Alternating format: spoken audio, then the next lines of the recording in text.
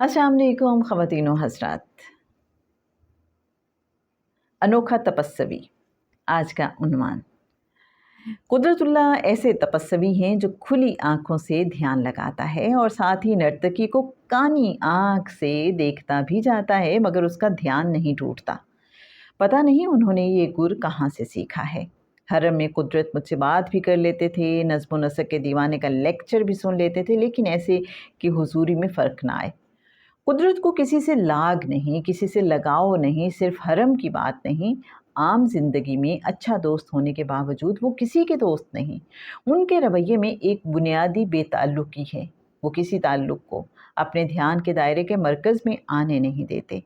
उनके दोस्त, अजीज़, बीवी उनकी तवज्जो के सरकमफ्रेंस तक पहुँचते हैं, इससे ज़्यादा नहीं।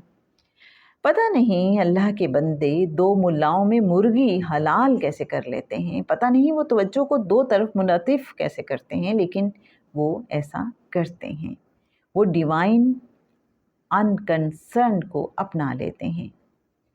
जेम्स ने अपनी किताब के इब्तिदाई सफ़हात में लिखा है, समंदर के किनारे बैठकर या तो आप लहरें गिन सकते हैं या अपनी ज़हनी कैफियत पर गौर कर सकते हैं। दोनों काम बैक वक्त नहीं कर सकते। मेरे अल्लाह, तू जो खुद उसूल और नज़्म ज़ब्त का अलम बरदार है, तेरे बंदे इस उसूल से मुस्तस्ना क्यों हैं? क्यों तेरे बंदे दोनों काम बैक वक्त करते हैं?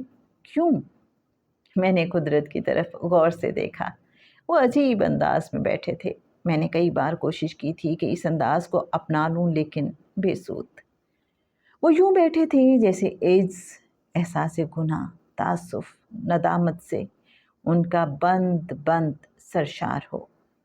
मुझे उनकी तरफ देखकर गुस्सा आने लगा। ये क्या ढोंग रचाया हुआ है इन्होंने। एड्स बेशक इनमें है, लेकिन एहसास गुनाह किस बात पर? वहाँ नेक बनकर इज्जत कराते रहे, यहाँ गुनाहगार बनकर इम्तियाज हासिल कर रहे हैं। मैंने कोठे की तरफ देख कर कहा, या अल्लाह, ये शख्स जो मेरे दाएं हाथ बैठा है पाखंडी है। ये गुनाहगार नहीं, गुनाहगार मैं हूँ मैं। इसने गुनाहगारी का ढोंग सिर्फ इसलिए रचा रखा है कि खुद को तेरी खुसूसी तवज्जो का मुस्तहिक जाहिर करे। कोठे की छत पर कोई मुस्कुरा रहा था, इशारे कर रहा था। पहले तो मैं समझता रहा कि वो मुझसे मुखातिब है, फिर दफ़तन मैंने महसूस किया कि वो मुस्कान किसी और के लिए थी, किसी और को इशारे किए जा रहे थे। ये क्या तमाशा है, मेरे होते हुए किसी और को इशारे करने का मतलब। गुस्से से मेरा खून खौलने लगा। उस रोज़ मुझ पर इंकिशाफ हुआ कि सिर्फ मुझसे ही नहीं, औरों से भी राज़ो नियाज़ चल रहे हैं। शायद हरम में बैठे हुए हर ज़ायर से आँख मटक्का चल रहा हो, उनसे भी जो ध्यान लगाए बैठे हैं, और उनसे भी जिनका ध्यान किसी नर्तकी ने तोड़ दिया है, और शायद उस नर्तकी से भी जो ध्यान तोड़ने की धुन में लगी है। तो लीजिए जनाब, क्या खूबसूरत अंदाज़े बयां है मुमताज़ मुफ्ती का। लब्बैक। आज हमने इसका जो चैप्टर आपके साथ शेयर किया, अनोखा तपस्वी, पेज नंबर 82, 83 एंड 84। अगला टॉपिक भी बहुत ही अहम है, इब्लीस के दांत।